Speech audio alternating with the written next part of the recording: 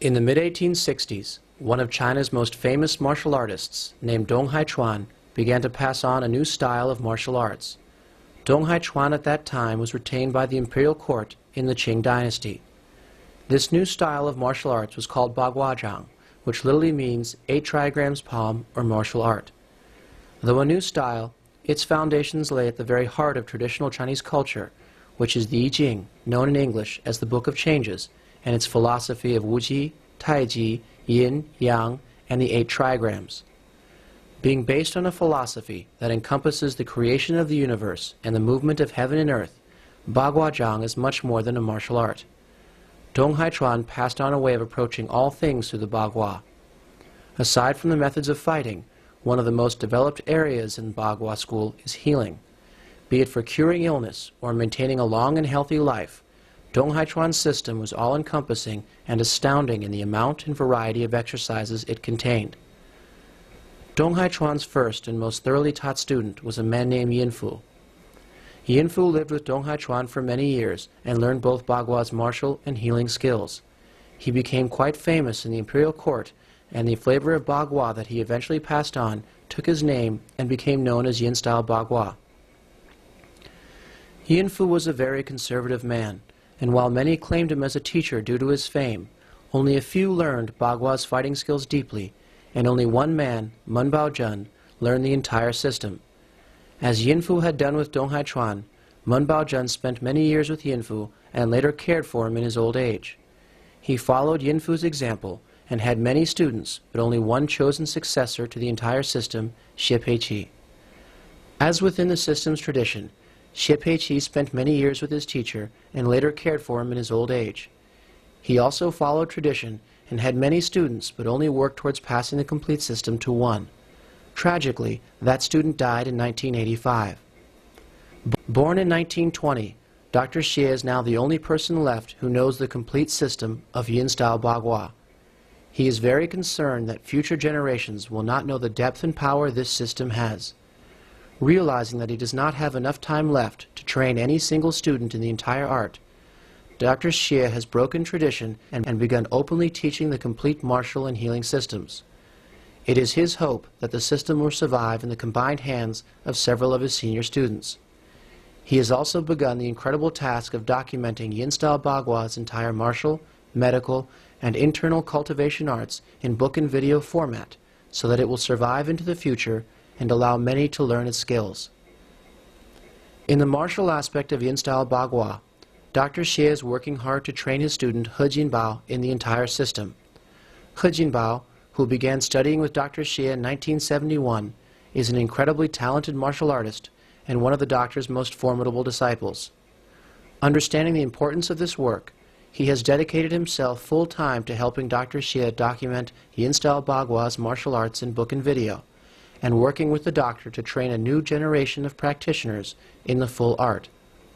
It is their hope that this video series will help their goal of preserving Yin-style Bagua and seeing it flourish in both the East and West.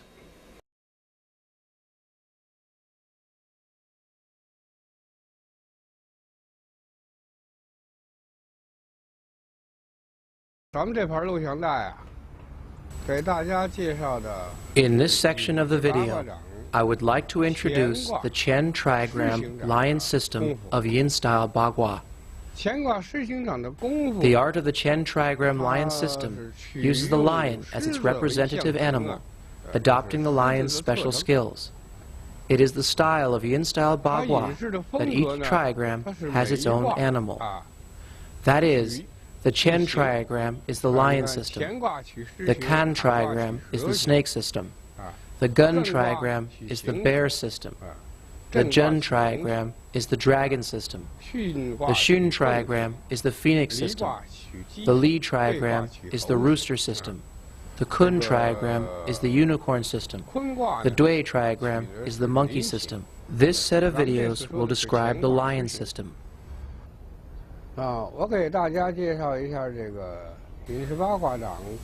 It is important to understand the must-knows of the Qian trigram lion system. In the trigrams, the Qian trigram represents heaven, Fuxi was the one who drew out the 8 trigrams using 3 solid lines to represent Qian, which represents heaven. We use the lion to encompass that spirit. Everyone knows the lion is a beast of prey, and that the lion is the king of all meat-eating animals, more powerful than tigers or panthers. The lion is also the most majestic, bold, and powerful. As can be seen, many countries use the lion motif and have statues of lions in their castles or palaces to demonstrate their majesty.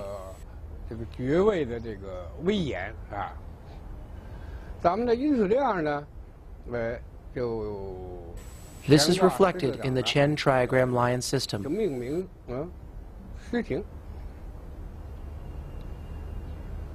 The special qualities of the lion are that it is a bold, powerful animal. In the trigram, it is represented by the lion opens its mouth stance. Aside from bold and powerful, its force is firm, strong, tough, hard, long, and fast. Again, one should note that the lion's force is firm, strong, tough, hard, long, and fast. Thus one can achieve health, fighting and defending skills, and self-protection. These special qualities should be remembered when learning. The lion's playful side is that it loves balls. In the lion system, there are also ball practices. The first is holding the ball. The second is rolling the ball. The third is playing with the ball. The fourth is floating the ball. The fifth is pushing the ball. The sixth is drawing in the ball. And there are many other ball skill practices. In the Qian trigram lion system, there are 8 attacking methods. The first is sweeping. The second is smashing. The third is chopping. The fourth is hooking. The fifth is shocking. The sixth is blocking.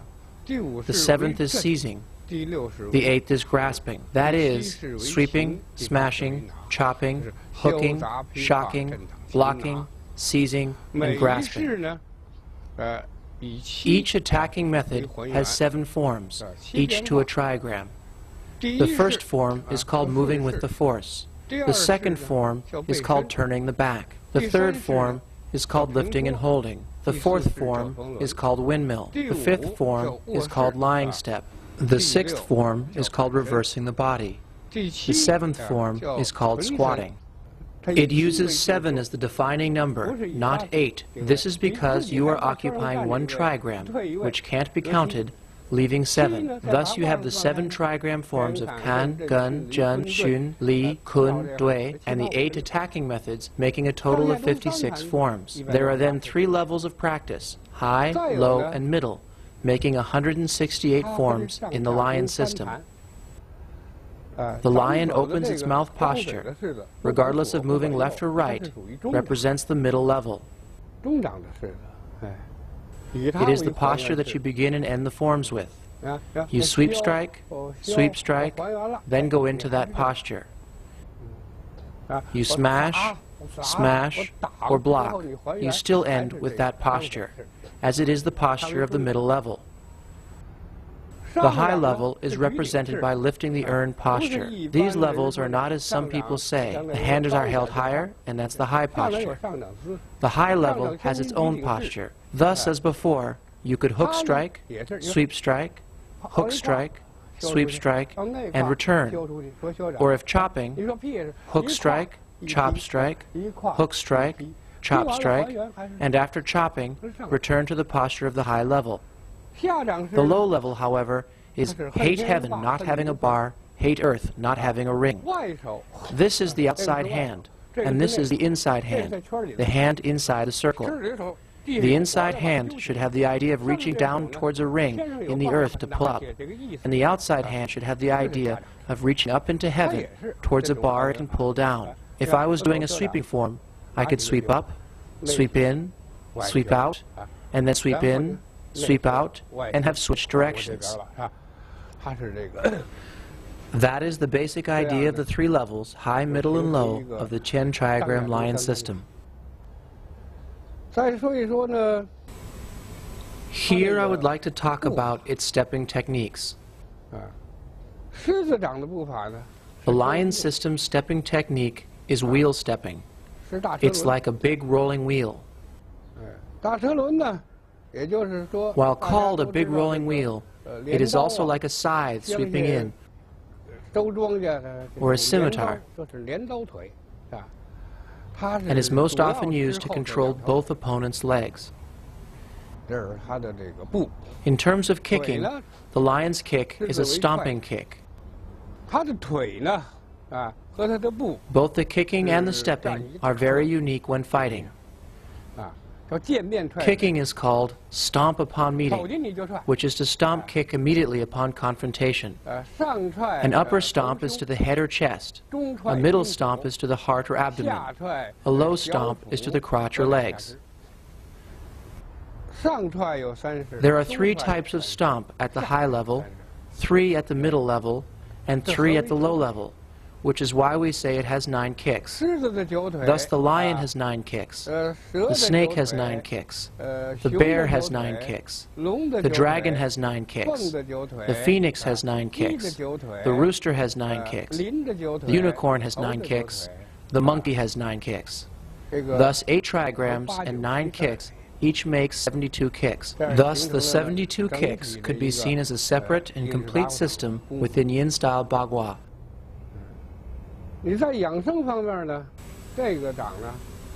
In terms of developing and maintaining health, this trigram first develops the head.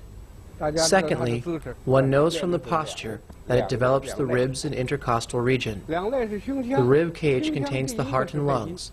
Thus the heart and lungs derive great benefit from this practice. When the lungs are well developed, the qi is full. When the qi is full, then the qi, strength, and force can be in harmony. When the head is well developed, there is place for the essences, qi, and spirit. This combination of health within fighting is a special quality of Yin-style Bagua. Today, I have given a general overview of the personality and special qualities of the Chen trigram lion system. I hope that everyone studies well and wish you all long life and happiness. Each of the exercises is begun by standing in the empty state meditational stance. Use this time to allow the qi in the body to flow tranquilly and comfortably.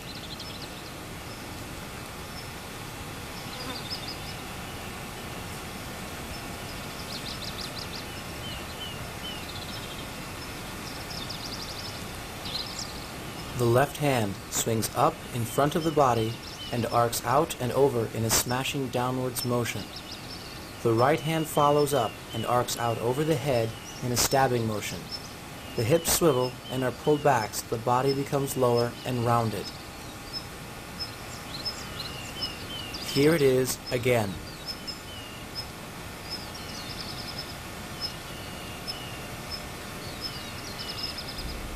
It is important that the wrist and hand are not bent so that the qi cannot flow to the fingertips. Notice that it is in a gentle curve, almost a straight line from the forearm to the fingertips. The wrist is not limp and the fingers are not weak. Notice the palm is facing the lower hand's palm. The elbow must be turned up and out. Only in this way will both the front and back intercostal regions become fully separated and stretched. The turning of the elbow is very, very important. The intercostal region must be stretched apart to develop strength. This is achieved by pulling up and away in an arcing motion with the upper arm and by dropping the hip. In this manner, the ribs are pulled apart from both above and below. The hip is swiveled towards the front, allowing a rounding of the back.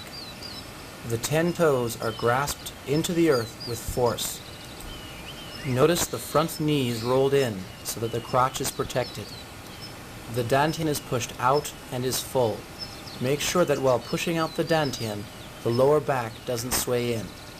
The dantian must be kept full for all the standing exercises. The chest is concave, not puffed out. Notice the flowing curve of the lower arm. There are no harsh angles to inhibit the chi from reaching the fingertips. The fingers are strong, the tips are at eye level, the palm is facing the palm of the upper arm. The head is kept upright, not bent at any angles. The eyes look at the tips of the fingers of the lower hand.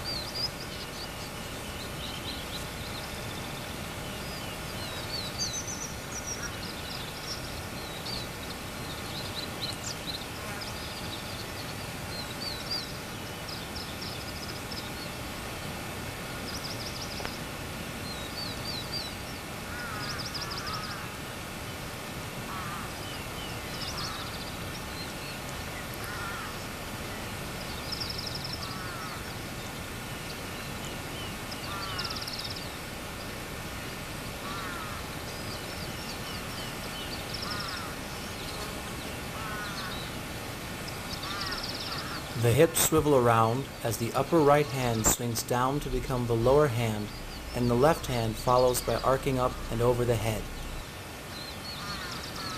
Here it is again.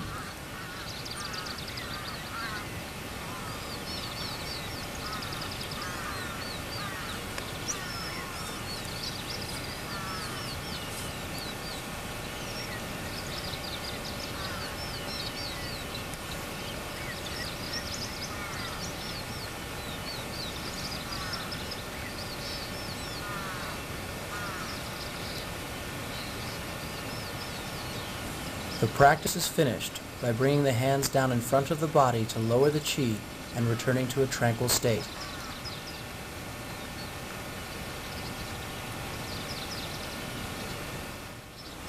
Each of the exercises is begun by standing in the empty state meditational stance. Use this time to allow the chi in the body to flow tranquilly and comfortably.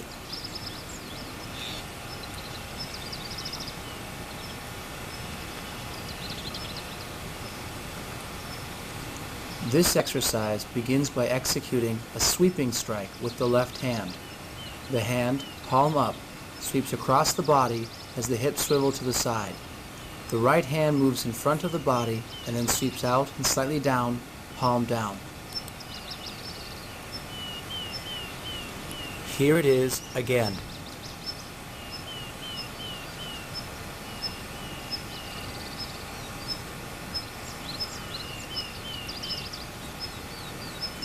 The head is held upright, not bent at any angles. The eyes are turned toward the upper hand. The back and shoulders are rounded. Rounding the back is very important for the chi flow, and along with concaving the chest are important things to remember in each exercise. The hip is swiveled towards the front, allowing a rounding of the back. The 10 toes are grasped into the earth with force. Notice the front knee is rolled in so that the crotch is protected. The dantian is pushed out and is full. Make sure that while pushing out the dantian, the lower back doesn't sway in. The dantian must be kept full for all the standing exercises. The lower hand is held in a sweeping strike pose, palm down. There should be no harsh angles at the elbow or wrist. The chi is focused into the outside edge of the forearm. The entire arm is isometrically pushed out with tremendous force while being held in place. The upper hand is held in a sweeping strike pose, palm up.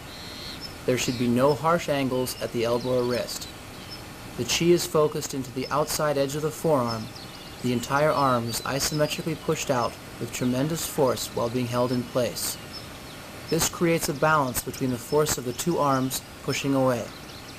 Remember that the force must be felt throughout the body, but the chi must be focused in the outside edges of the forearm.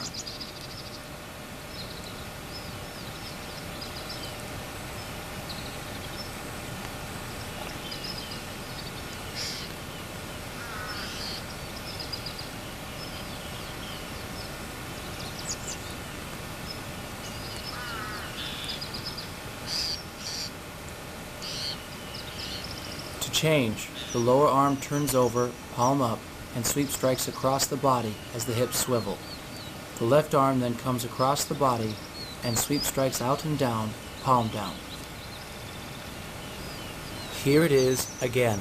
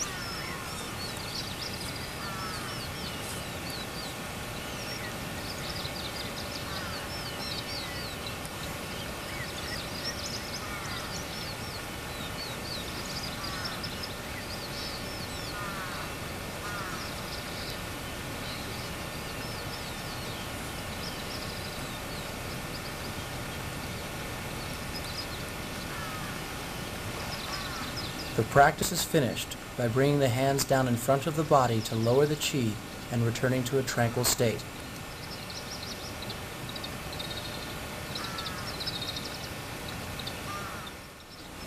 Each of the exercises is begun by standing in the empty state meditational stance.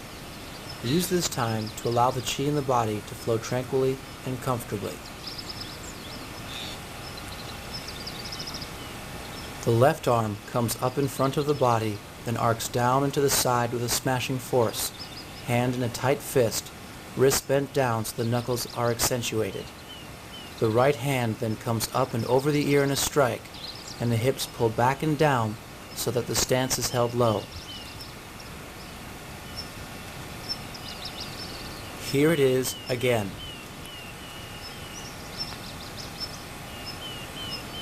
The upper part of the right hand is by the ear, the hand itself clenched into a fist.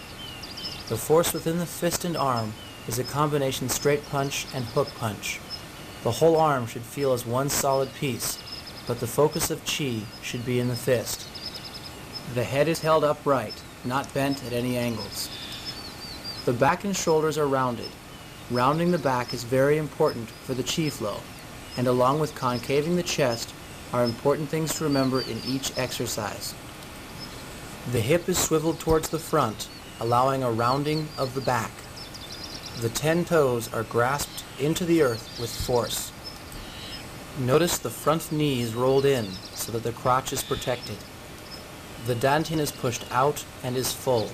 Make sure that while pushing out the dantian, the lower back doesn't sway in. The dantian must be kept full for all the standing exercises. The forearm of the lower arm should be parallel to the ground, the elbow roughly even with the front knee. The wrist should be bent so that the knuckles are down. The inherent force is that of smashing down with the forearm, the knuckles striking and slightly hooking, trapping the opponent. The whole arm should feel as one solid piece, but the focus of chi should be in the fist.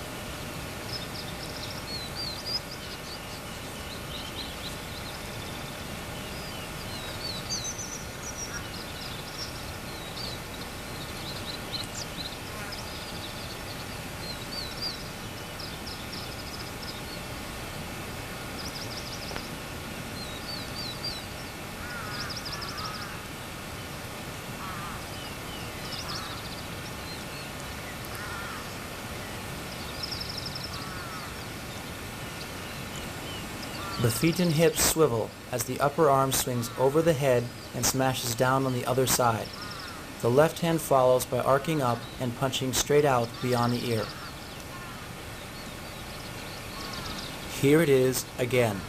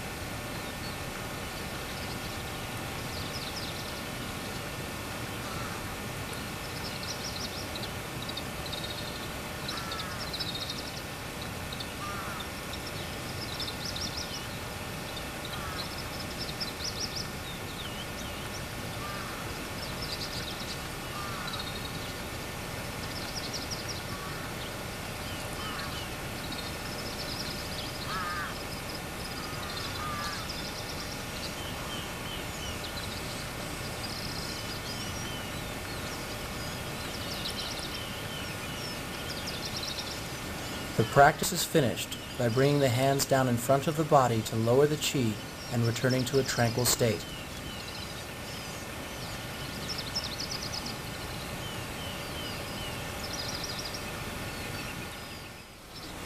Each of the exercises is begun by standing in the empty state meditational stance. Use this time to allow the chi in the body to flow tranquilly and comfortably.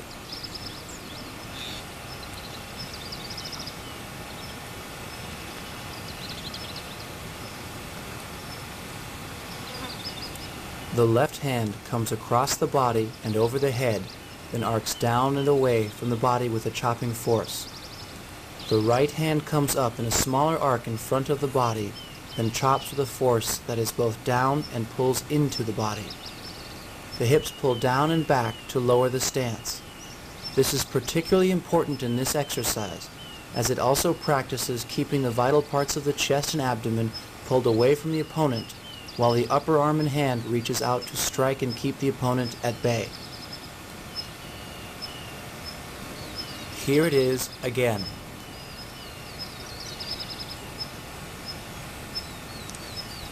The head is held upright, not bent at any angles. The back and shoulders are rounded. Rounding the back is very important for the chi flow, and along with concaving the chest are important things to remember in each exercise. The hip is swiveled towards the front, allowing a rounding of the back. The 10 toes are grasped into the earth with force. Notice the front knee is rolled in so that the crotch is protected. The dantian is pushed out and is full. Make sure that while pushing out the dantian, the lower back doesn't sway in. The dantian must be kept full for all the standing exercises. The lower arm has a chopping force that is down and pulling back towards the body. The focus of chi is in the bottom part of the forearm. The upper arm has a chopping force that is down and away from the body. This creates an opposite balancing effect with the lower arm. The focus of chi is in the lower part of the forearm.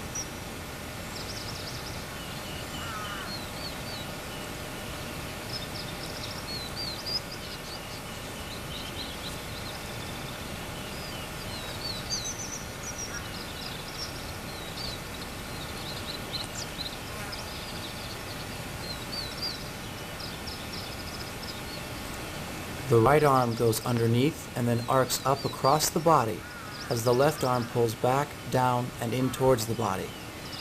The right hand continues its up arc and over the head as the hip and feet swivel.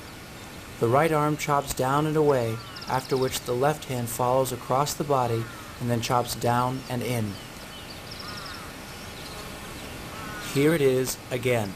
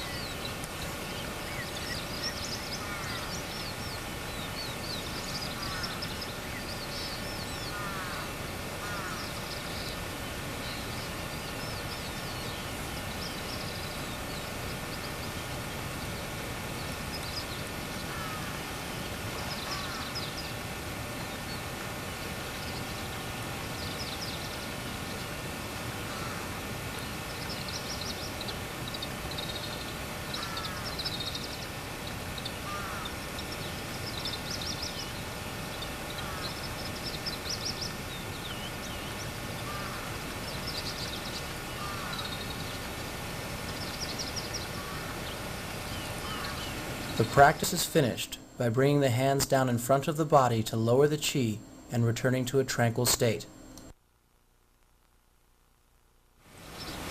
Each of the exercises is begun by standing in the empty state meditational stance. Use this time to allow the chi in the body to flow tranquilly and comfortably.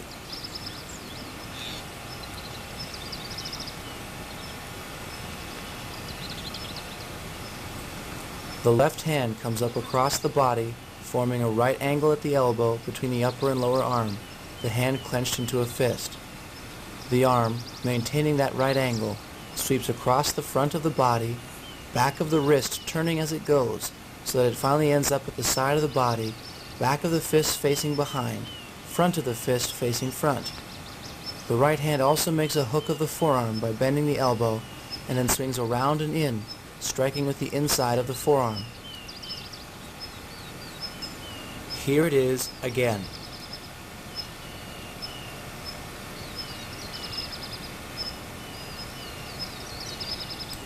The upper arm contains a flinging away force, as its strike has swung its way across the front of the body.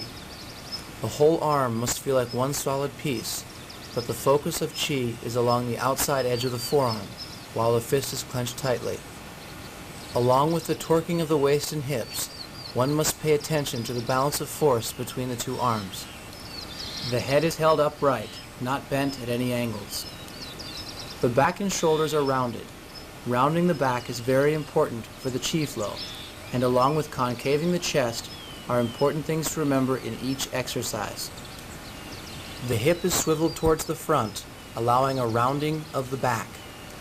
The 10 toes are grasped into the earth with force.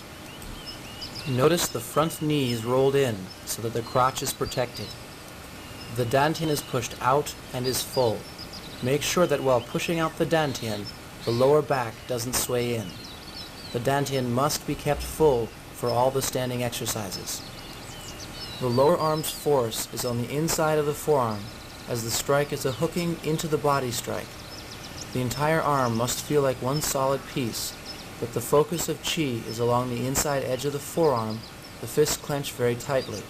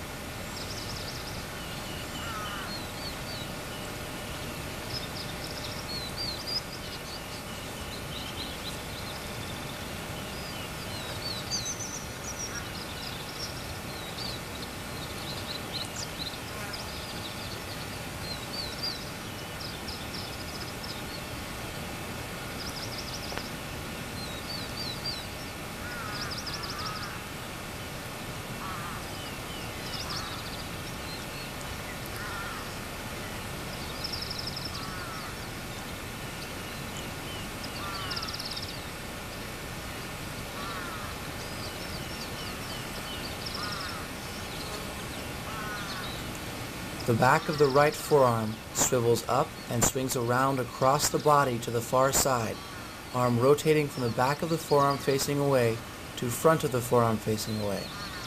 The left hand then drops down, hooks at the elbow, and swings around the body, sweeping in with a hooking strike, hands still clenched tightly in a fist. Here it is again.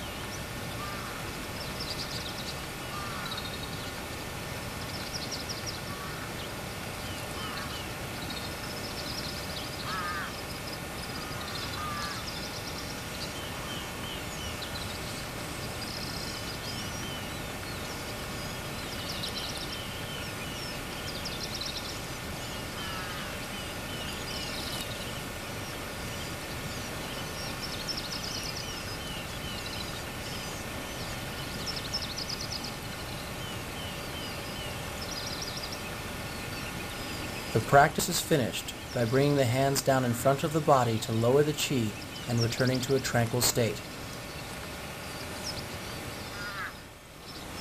Each of the exercises is begun by standing in the empty state meditational stance. Use this time to allow the chi in the body to flow tranquilly and comfortably.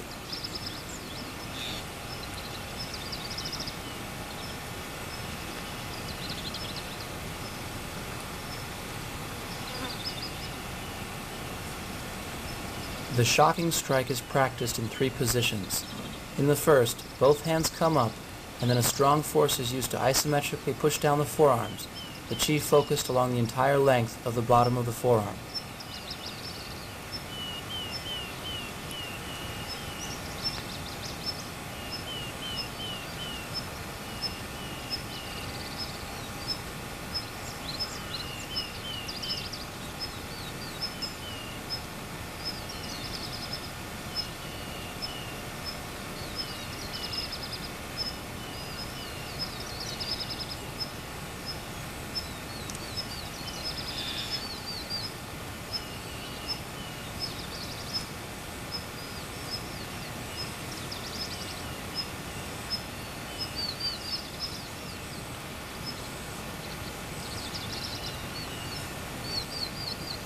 The hands sweep in a circular motion in front of the body, arcing down with a shocking force to the side. Here it is again. The head is held upright, not bent at any angles. The back and shoulders are rounded.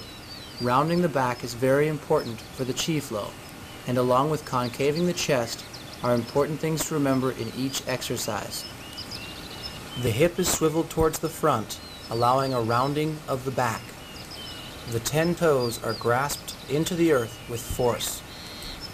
Notice the front knee is rolled in so that the crotch is protected. The dantian is pushed out and is full. Make sure that while pushing out the dantian, the lower back doesn't sway in. The dantian must be kept full for all the standing exercises. Both arms are at the same height, parallel to the ground. The chi is concentrated along the length of the bottom of the forearm, from the elbow to the wrist. The force goes down and slightly in, and it is important to be aware of the strong connection between the longer area of chi concentration in the forearm and the waist tailbone.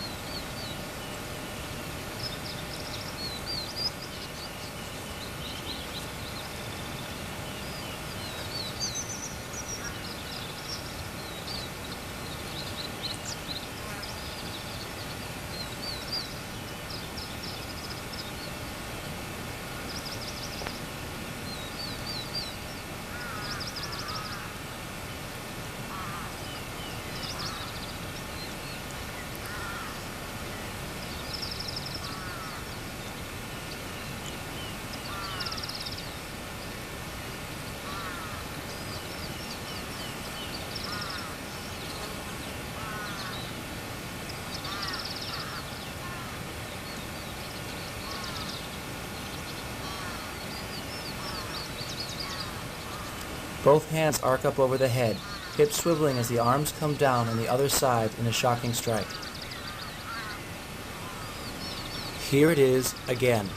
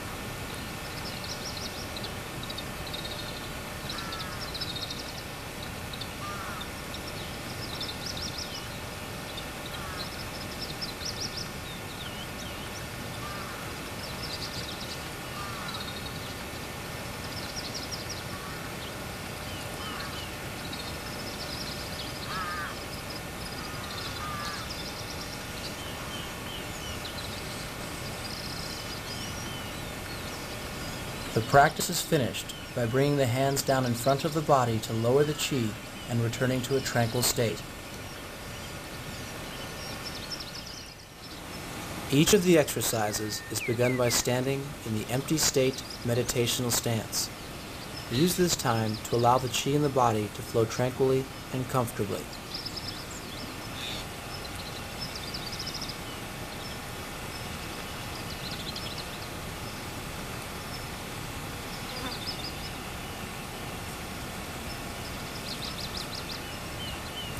The hips turn as the left hand comes up in front of the body in a blocking strike above the head, outside of the forearm pointing up and away.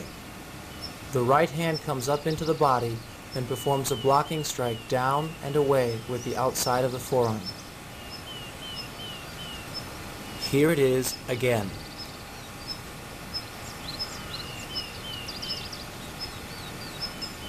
The upper arm has a blocking force up and away.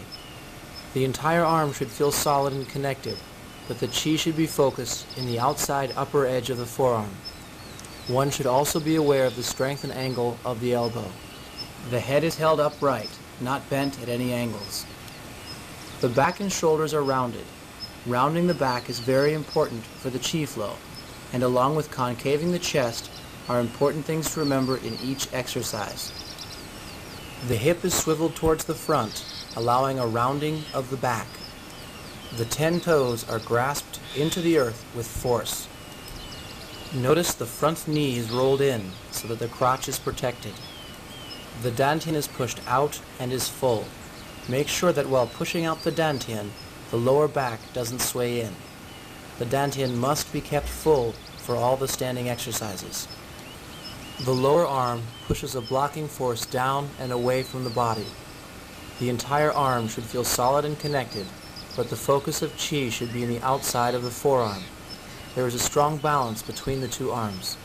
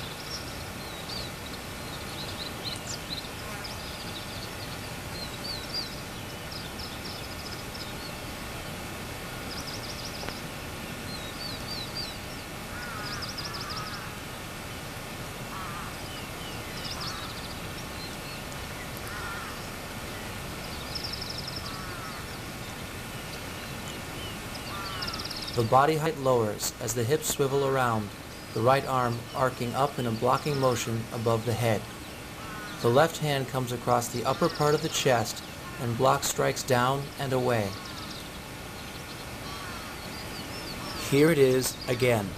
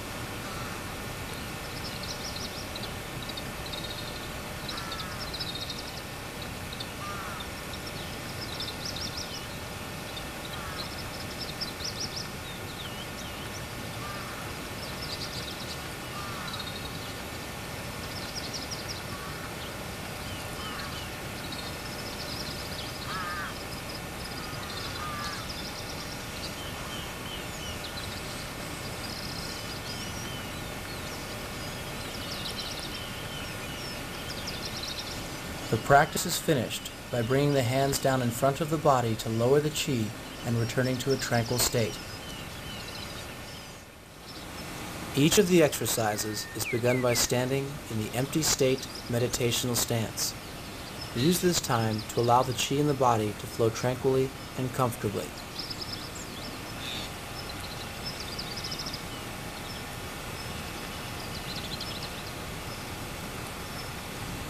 The left hand sweeps up and out across the body, palm facing out to seize the opponent's wrist. The right hand sweeps up from underneath, seizing the opponent's elbow. Both hands, placed on imaginary points, flip over and then rotate back with extreme isometric force. Here it is again.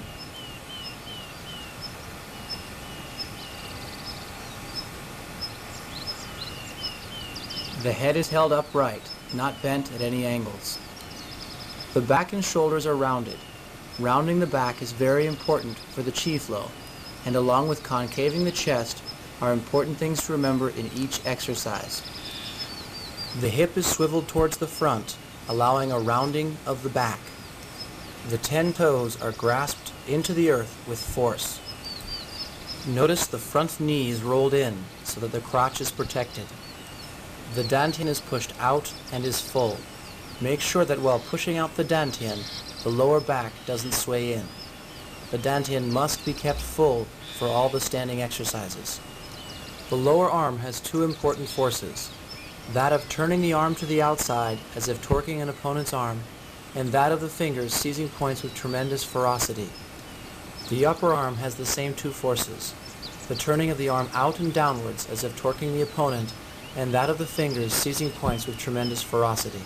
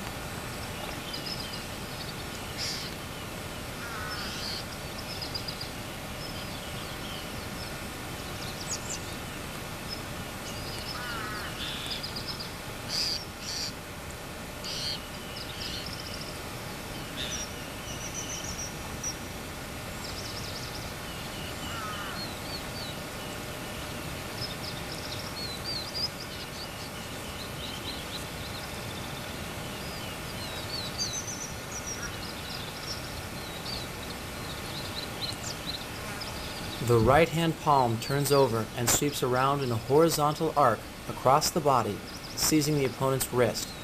The left hand follows from underneath and seizes the opponent's elbow. Here it is again.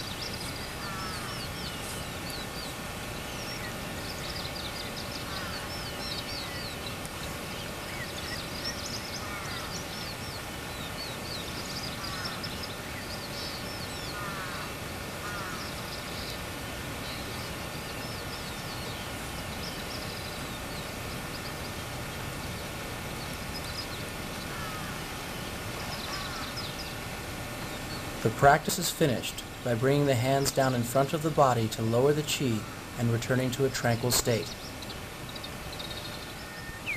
Each of the exercises is begun by standing in the empty state meditational stance.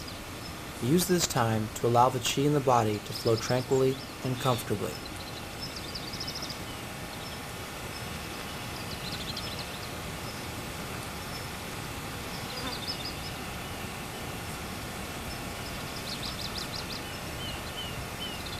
The right hand swings around to the side, grasping points on the opponent's wrist.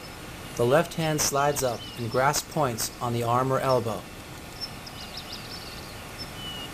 Here it is again. The head is held upright, not bent at any angles. The back and shoulders are rounded. Rounding the back is very important for the chi flow, and along with concaving the chest, are important things to remember in each exercise. The hip is swiveled towards the front, allowing a rounding of the back. The 10 toes are grasped into the earth with force. Notice the front knee is rolled in so that the crotch is protected. The dantian is pushed out and is full.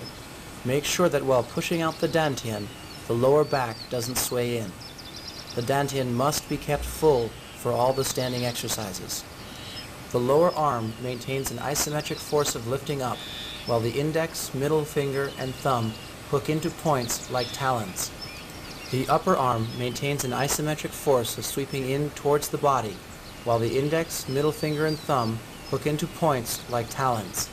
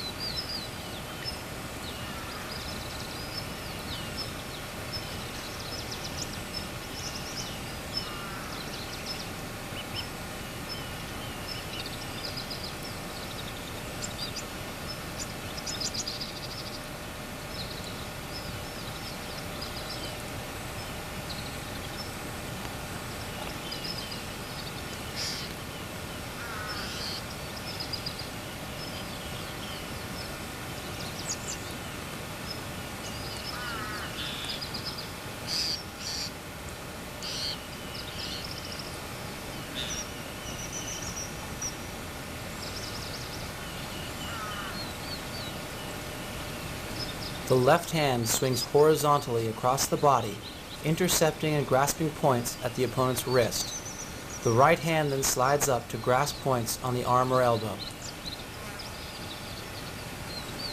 Here it is again.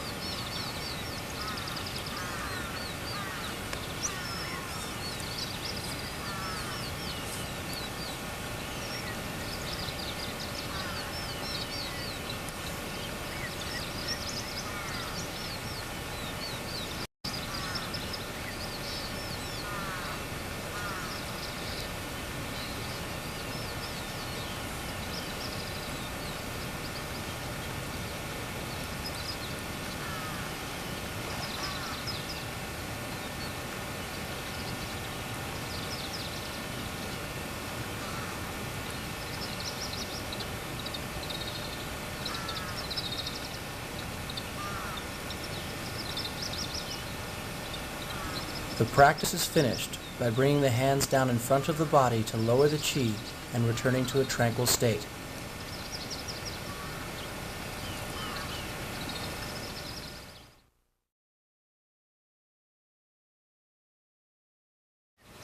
Aside from the development exercises drawn from the different strikes within the system, each animal has several exercises that reflect its character, its nature. Part of the lion's personality is to like to play with things. Thus in China, it is often painted or sculpted with a ball. The following 3 practices are lion with ball practices. It is very important, particularly with the last exercise, lion playing with the ball, that the spirit as well as the movements are mastered.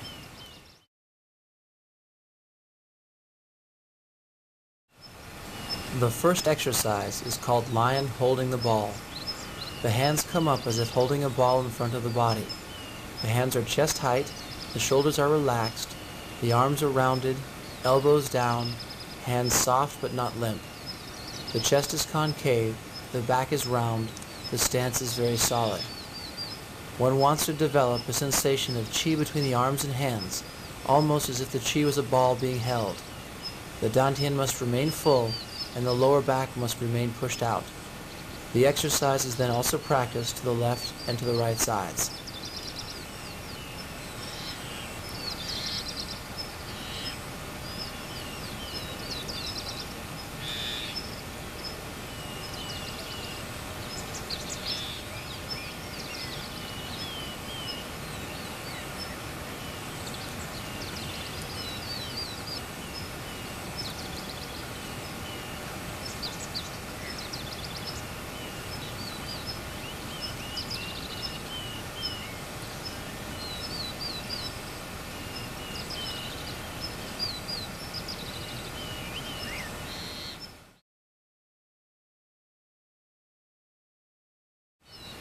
The second exercise is called lion rolling the ball. The left hand comes up and around from the outside, the palm facing down. The right hand swings up, palm facing upward, the 2 palms facing each other.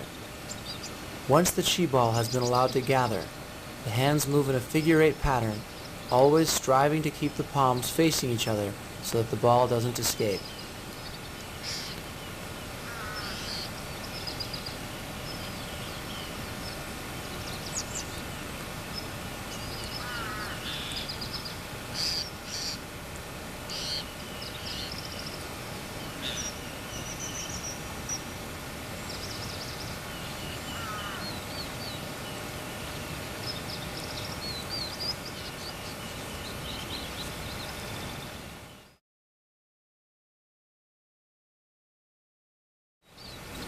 The third exercise is called lion playing with the ball.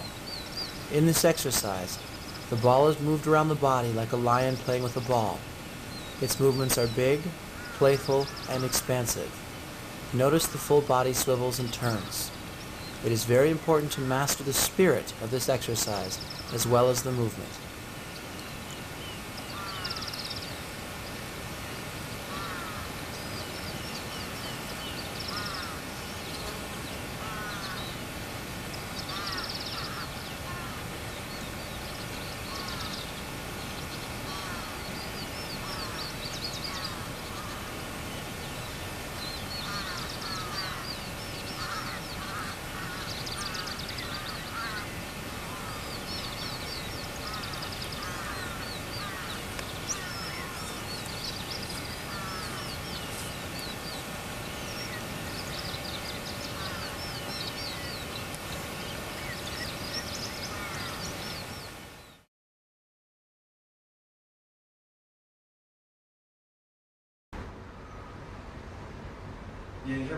The basic requirements for turning the circle in yin-style bagua are to begin standing with the feet together, the hands naturally pulling downwards at the sides of the body.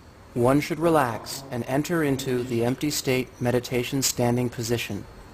The circle is behind the body should be facing south, back to the north. One begins walking by moving the left foot, as the left is yang and you are walking in reverse of pre-heaven. The left foot turns outward and you begin to walk in a relaxed manner. The legs should be slightly bent the body relaxed downward, the chest concaved, and the back rounded. The abdomen should be full, and the buttocks should be pulled in. The whole foot should be completely picked up and completely placed on the ground with each step. When being placed on the ground, the toes should grasp into the earth. The hands should slowly rise up the sides of the body, slowly, slowly coming up. The Lao Gong point in the palm of the hand should be hollowed. The rising up should be at a natural pace, the hands coming up to the height of the shoulders. The thumbs then come in to press in the Lao Gong point in the palm, the fingers pressing tightly together and becoming very strong. The left hand drops back down towards the body, then swings up, out, and then down towards the center of the circle in a hurling strike, the right hand following with a stabbing strike above the head. This is an important position in the lion system. The speed of walking the circle is determined by the breathing. If you are turning for a while and there is no change in the breathing, then you can speed up. But if you are walking quickly and there is a shortness of breath, then you should slow down.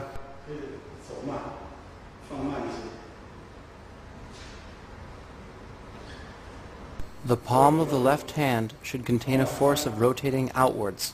The muscles of the upper arm should be pulled back to the shoulder. The shoulder should be down and relaxed. The elbow should be rolled down and under. The wrist should be strong and unbent. The whole arm should have a natural curve. It is important that the arm is not sharply bent, but maintains this natural slight curve. The upper or back arm should be stretched upwards so that the intercostal region is pulled open and made strong. The palms face each other as the arms pull forward. The position of the upper body is identical to the yin-style Bagua lion system strengthening posture of the lion opens its mouth. After turning one direction, you then turn the other way, here demonstrated with the first of the three changing directions methods.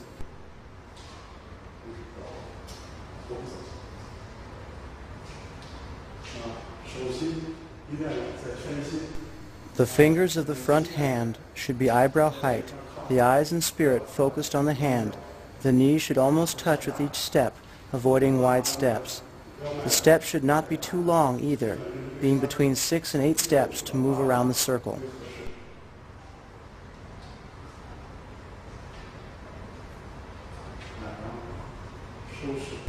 After turning, one should always close conscientiously.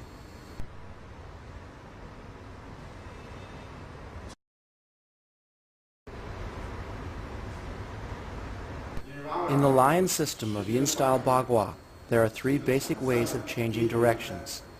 The first is reversing the positions of the arms with a shocking force, like the lion shaking its body. The foot is brought in, then steps back out. Here it is again before continuing the other direction. It is the same from the other direction. The foot comes in and then continues back the opposite direction. The side view of the motion is like this.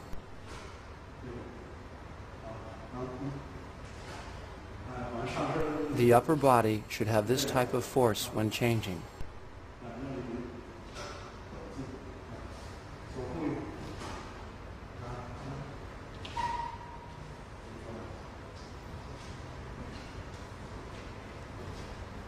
Watch the switch again.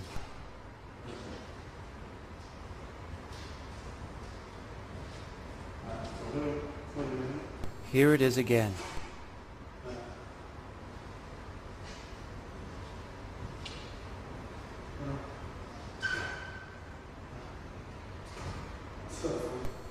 This is an angled view of the force.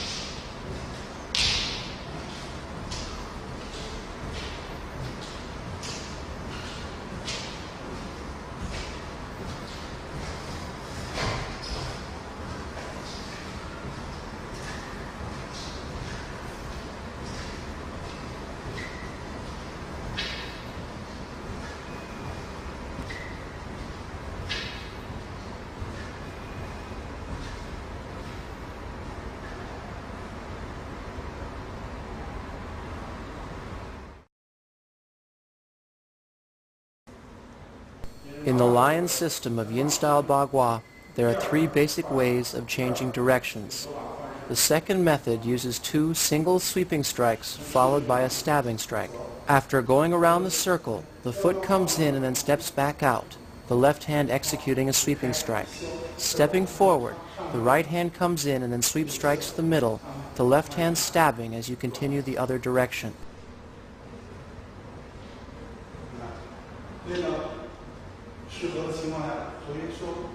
Again, it is a sweep strike, then a stab as you keep moving around the circle.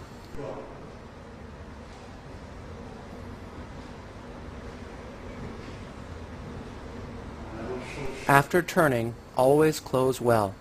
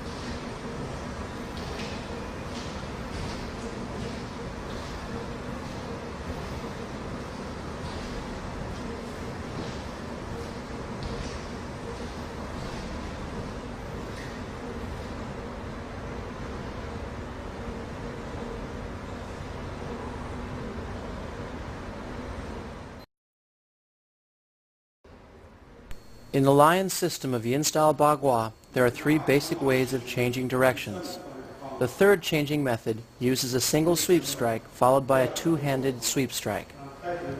The foot comes in then goes out, the left hand executing a sweeping strike. The right leg steps as the right hand comes in, then both hands execute a sweeping strike, carrying the left leg around as you continue in the other direction.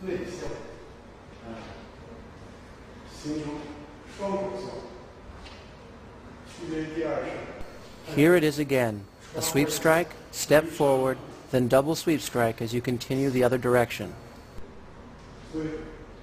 This strike should be a double sweep strike like this.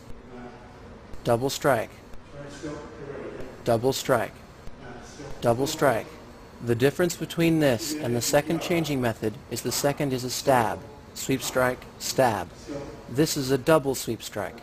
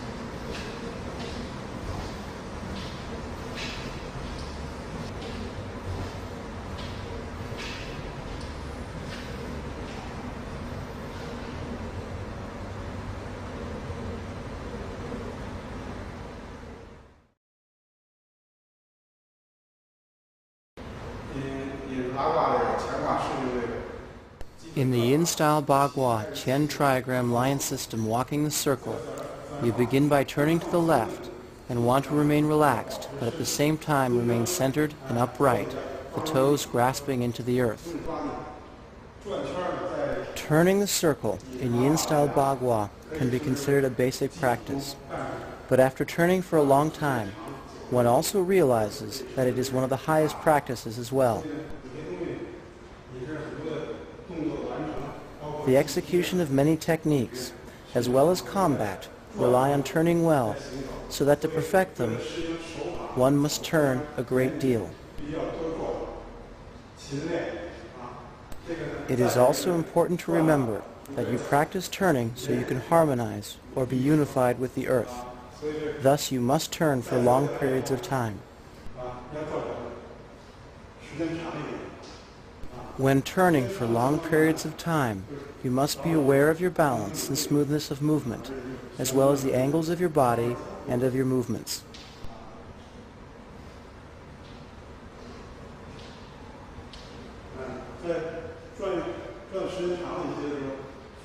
If you find that you become dizzy while turning, you can change directions to relieve the dizziness.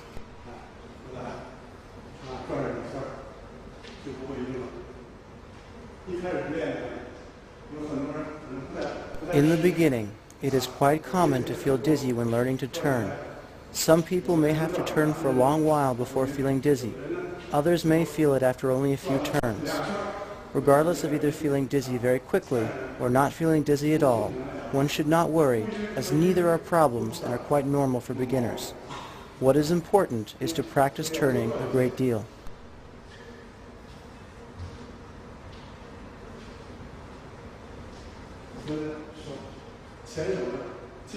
The front hand is in the center of the circle and should not move from that place as the body turns around the circumference. The eye should look at the front hand and remain focused there while turning.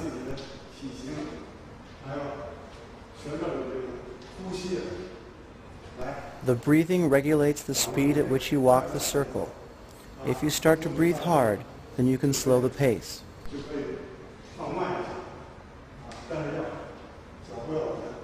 Whether slow or fast, the steps must be very stable and smooth.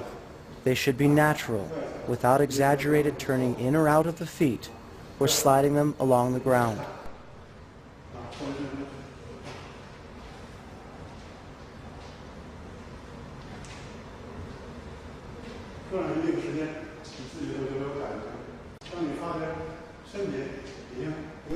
After continuously turning for a period of time, you will begin to sweat.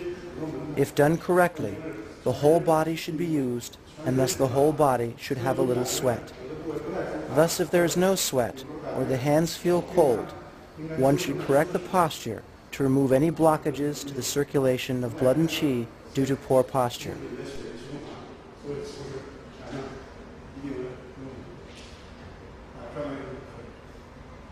After finishing turning, you should close the practice. Once closed, you should not immediately stop moving or sit down, as that is bad for the flow of blood and qi in the body. In Yin-style Bagua, we walk around the circle in a very relaxed and loose manner after turning, shaking the hands and moving the body. This has definite benefit to the body. If one does not do this, or sits down immediately, then as time goes by, the body will begin to exhibit symptoms of discomfort.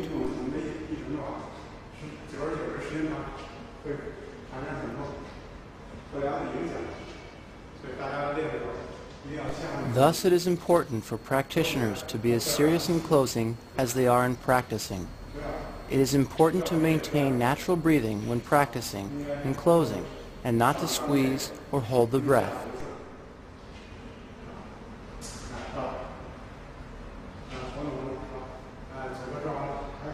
After winding down in one direction, one can close and then walk in the other direction, staying relaxed and loose before finally closing and standing for a moment to allow the heart to be calm and even.